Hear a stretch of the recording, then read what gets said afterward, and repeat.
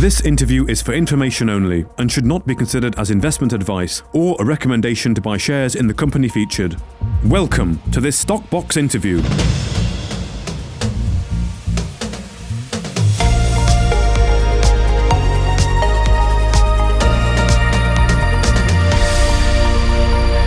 Joining us today is David Lenegas, the Executive Chairman of Vinanz PLC. Thank you very much for joining us again, David. How are you? Yeah, no, I'm really good. Thanks, Mark.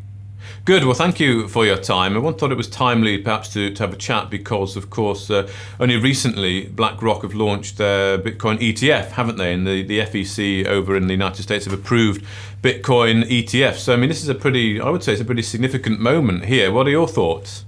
It's probably the most significant moment for crypto in the world's history, as I see it. You know, up until now, there's always been some speculation that crypto is not quite real, Bitcoin's not quite real. And even though there's a few caveats from the US SEC in the last few days, they have approved multiple spot ETFs for Bitcoin in the last 24 to 48 hours. And that's going to have a dramatic effect on not only the Bitcoin price. There are some pundits calling Bitcoin in the next few years to $500,000 a coin. I agree with them. And in the next 5 to 10 years, in excess of $1 million a coin. And I agree with them there as well.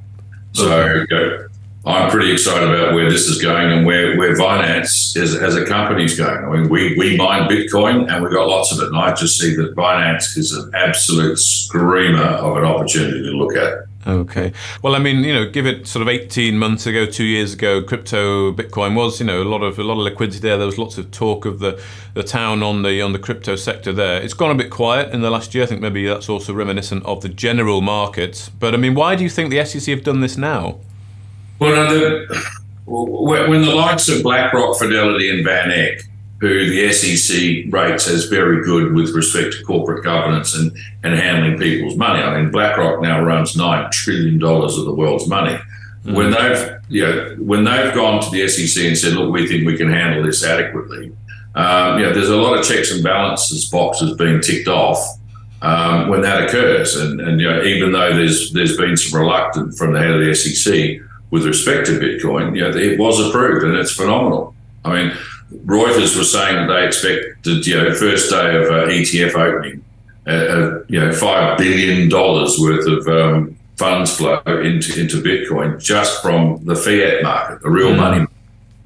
And I think it's just going to see a huge increase. I mean, I've been saying to you for the last couple of months, is if the ETFs get approved, you'll see Bitcoin go through 50,000. And when the next halving happens in April, and at the moment that looks like it's going to happen around about the 23rd of April, I think you're going to see Bitcoin 2024 well through $100,000.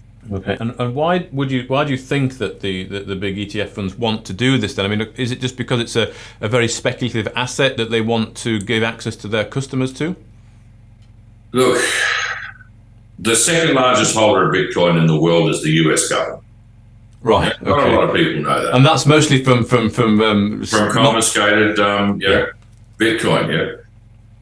You can't ignore Bitcoin. Crypto is sitting there. And if you look, and I was saying to a broker yesterday, one of the key reasons I think that the SEC has approved the ETFs is regulators and governments are looking how they can access people for tax with respect to profits. Rather than try and skulk around the dark arts trying to find somebody who's made a few bob on Bitcoin or Ether or their crypto wallet and saying, you owe me some tax, the best thing to do is open up the market. If you open it up through the big financial institutions, then all of the fund managers, all the high net worths, all the family offices can get legal access to Bitcoin. And therefore, the profits and the loss can be properly audited and taxed by the federal government. And I think by opening it up, you actually create a huge tax event for the positive for central governments.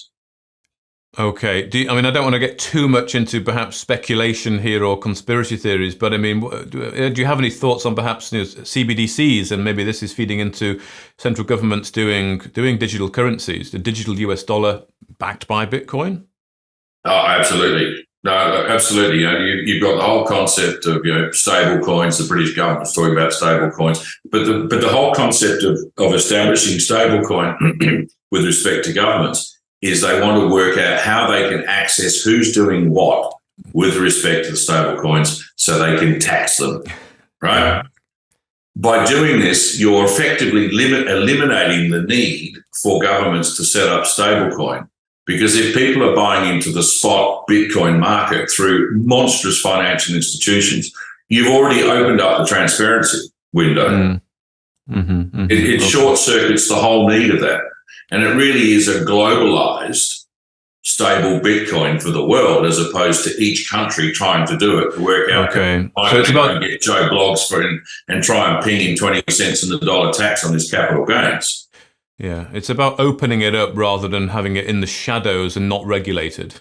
Correct. And I think that's why the SEC's decided to do this. And that just leads to huge volume liquidity. And as I said in a statement yesterday, the opening up of this into spot ETFs, because generally ETFs are about futures. This is about spot, right? By opening it up into the spot ETF market, you're effectively creating 100% bridge between fiat and the crypto world. And that's both ways. That's US dollars, British pounds, yen, renminbi into crypto and back again because you can.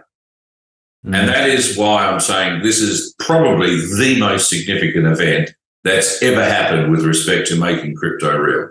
So and the moment you make it real for crypto, you've got all the dark arts, but look, most of the world's big currencies are all in the dark arts. What's most of the world's illicit drugs, illicit arms dealings all in top currencies, right? So this opens up the whole thing from a transparency perspective and makes it even more robust. But to completely bridge crypto and fiat is phenomenal. Yeah. And I mean, what do you think it means? You've listed a few reasons there, but I mean, could you sort of highlight a few bullet points? What do you think it means for the future of the Bitcoin sort of price and the crypto in general? Up. Crypto up until now has been driven by trying to build demand from the alternative markets with respect to people who trust real money or not, right? Now you've created that bridge. The volume of money that can go into this alternative market. And bearing in mind, these are only the spot ETFs. The banks haven't even started looking at the derivatives yet, where you can start margin trading some of this stuff. This is one for one. I put in $1 and I get $1 worth of crypto. Wait till they start putting margins and leverage accounts against all this. And that will come probably in the next couple of months when people work out that the liquidity is huge. Yeah. So, just that sheer volume of money is going to see Bitcoin, in my mind, well through $100,000 this year, probably closer to $200,000 by the end of 2024. Okay. And when you complicate that with the halving, when 900 Bitcoin a day drop down to 450 Bitcoin a day with respect to what gets dropped into the pot that people like us are fighting for with our algorithms, with our computer systems to grab as a Bitcoin miners. I mean, I can honestly see, and there's a lot of commentary from CNBC, CNN, and all those big commentators, who have been looking at this in the States in the last couple of days as the ETF thing becomes real. They're talking $500,000 is a real reality within the next few years. Okay. And for something like Vinanz, that all we do is mine Bitcoin, to me, that's phenomenal. I just see Vinanz today is a much cheaper option to look at than what we were for people looking at investing directly into Bitcoin exposure. Mm-hmm.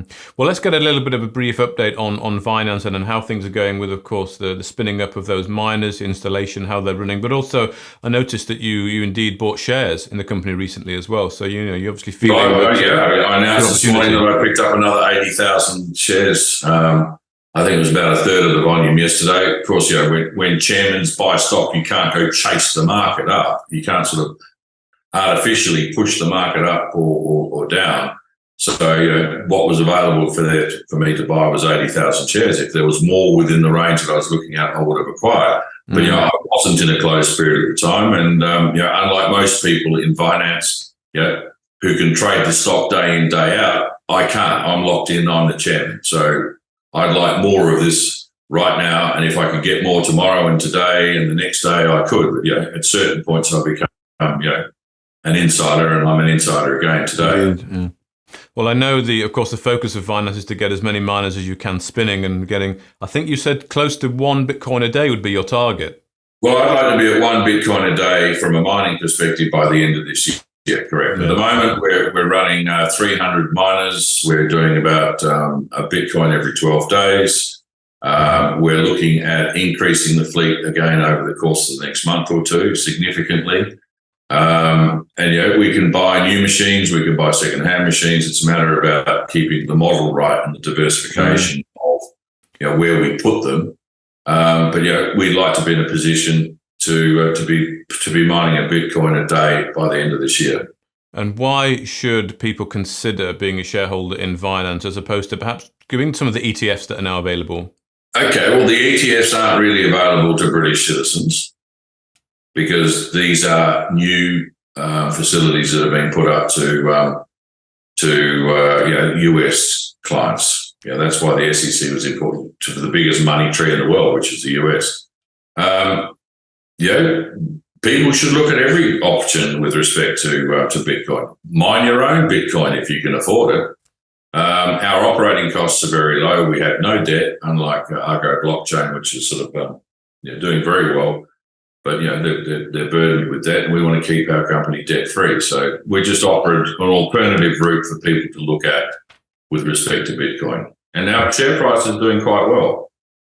Okay, well, thank you for that update, David. It definitely sounds like a very pivotal moment for the Bitcoin space, given what's happened over there in the States. Thank you for giving us your thoughts on that, and I'm sure it won't be too long until we're speaking again. Thank you very much, David. Watch this space. I'd like to see Binance at multiples of where we sit at the moment by the end of this year, and that's what the board's working towards. Well, thank you, David, for your time. Great, thank you. If you enjoyed this interview, then give us a thumbs up, a like or a retweet. Subscribe to us on YouTube or follow us on Twitter, and hit that notification bell to be the first to know when we release new content. There's loads of great content on our website too, across all our programs at stockboxmedia.com. Thank you for watching.